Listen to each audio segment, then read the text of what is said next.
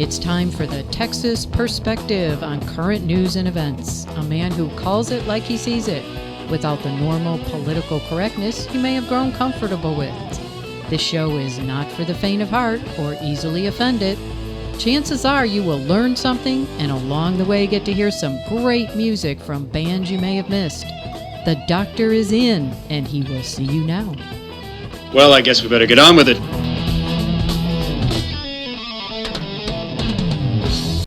Merry Christmas, everybody. I guess the question would be, why are you even watching me or listening to me on the radio? It's Christmas Day. You should already be there. Anyway, I wanted to follow up on what I spoke of last night on Christmas Eve, and that is simply this. Donald Trump has signed more than 70 executive orders in his first month of presidency, and among those executive orders were efforts to restore the birthright citizenship, back to the understanding that was made clear in Thomas Jefferson's letter where he said, a child born to a father in a foreign country does not automatically become a citizen of that country. He would rather have allegiance to his father's king. And that's the way it was always intended to be. But it always amazed me that this letter from Thomas Jefferson never gets the attention that the letter about not declaring a national religion, now known as the separation of church and state, gets. I don't understand that, but I digress. Oh, by the way, while I'm thinking about it, here's a great idea, and it would make a wonderful Christmas gift, even though it's probably a little late for Santa to deliver this one, and that is simply this. I think we should make the Second Amendment a foundational part of the United States law. Like legalize the Second Amendment and, make it like the First Amendment, because who gets a permit for free speech? Who gets a permit to go to a church? Make the Second Amendment just like the First Amendment. Legalize it in every state. And that includes here in Texas. I mean, we sort of have constitutional carry here in Texas, but let me tell you, there are a lot of little side deals, codicils, and catchphrases in there. Anyway, Donald Trump is doing a great job as president. He's only been president for 10 months, but he's just done amazing things. So downsizing the federal bureaucracy is certainly one of his deals.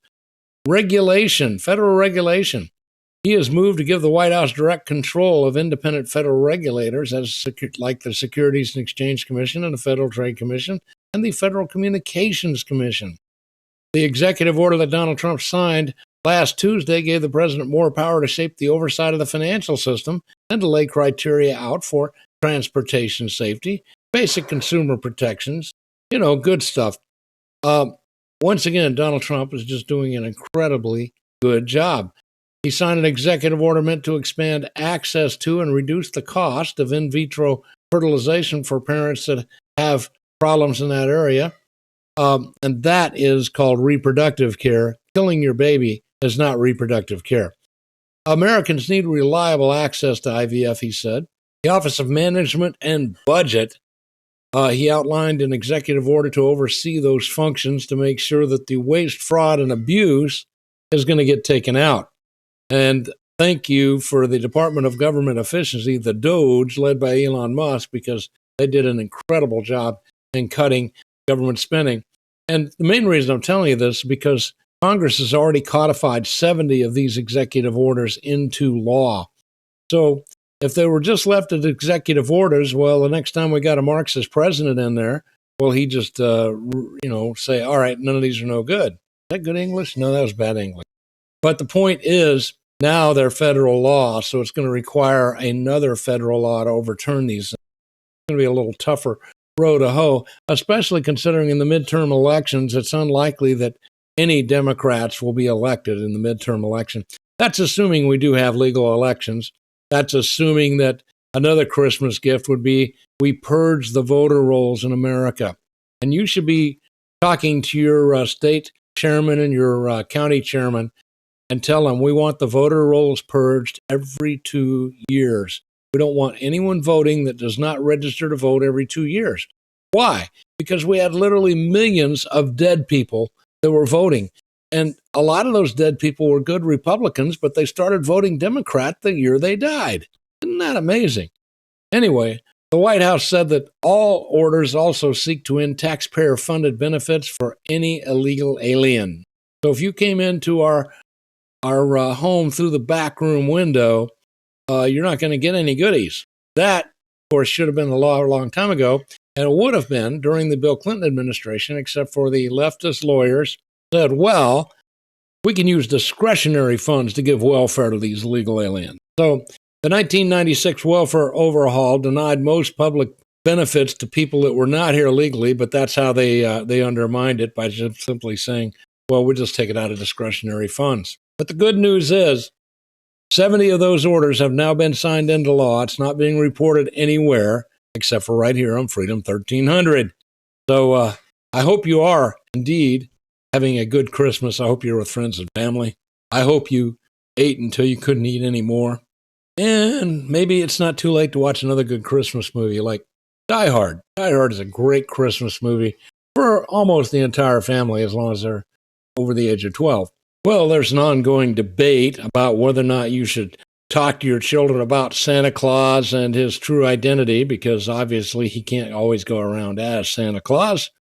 So it's perhaps the dumbest annual discussion you're going to hear. And according to Brian Chai over at the Western Journal, frankly, who cares? Well, I don't know. Let the kids believe that portly St. Nick comes down the chimney on Christmas night. And if you watch the Santa Claus, that was the best explanation of how that works that I've ever seen. But there are much bigger issues facing the children these days. And apparently at least one expert who's clearly been captured by leftist Marxist dogma found this to be a big issue. NBC News San Diego affiliate KNSD TV put out a piece on December 10th where they spoke with child brain psychologist Mariana Perez Borrero. And Borrero spoke of the harsh consequences of giving your naughty children a piece of coal for Christmas. In my experience as a child psychologist, she said, this is just outdated. It's based on fear. It's based on fear-based control, which is, of course, how we leftists operate. It's based on threats, usually empty threats, which is how we leftists operate. And it's based on emotional manipulation, which is how we leftists operate. He further added that they internalize shame and not responsibility. We teach them they should feel bad about themselves and should have shame because of what they did, that the adult approval is conditional. Woman's got a PhD. Are you kidding me? Brian Chai said, look, I don't care if you're a parent. Use the coal technique for unruly children during Christmas. That's your prerogative as a leader of that child, and the coal is besides the point. I imagine some of the leftists are worried about the fact, coal? No, we need clean energy. Anyway, based on fear, there's literally nothing wrong with instilling a little fear in your children. I dare say the biggest problem we have today is we have no fear of Yeshua, the mighty God in Christ. Yeah, you should have a little fear there.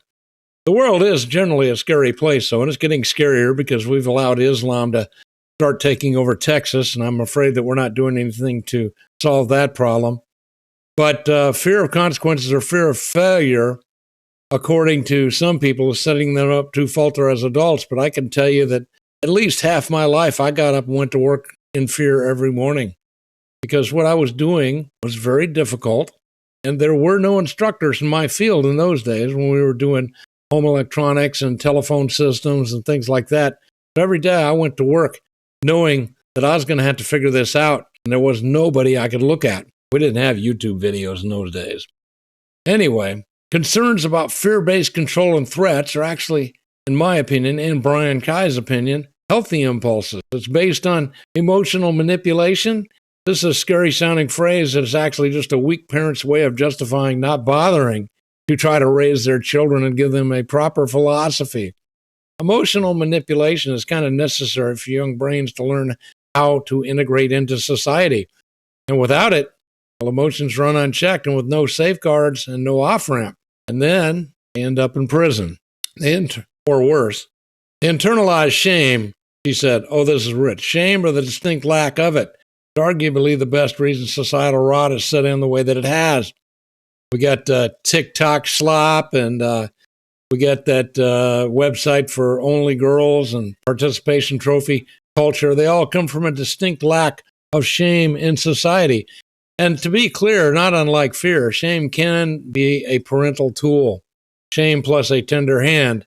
That, again, creates a child who will grow up to understand there are consequences for the good things you do and the bad things you do. And this is in every decision you make. I strongly urge you to be a parent.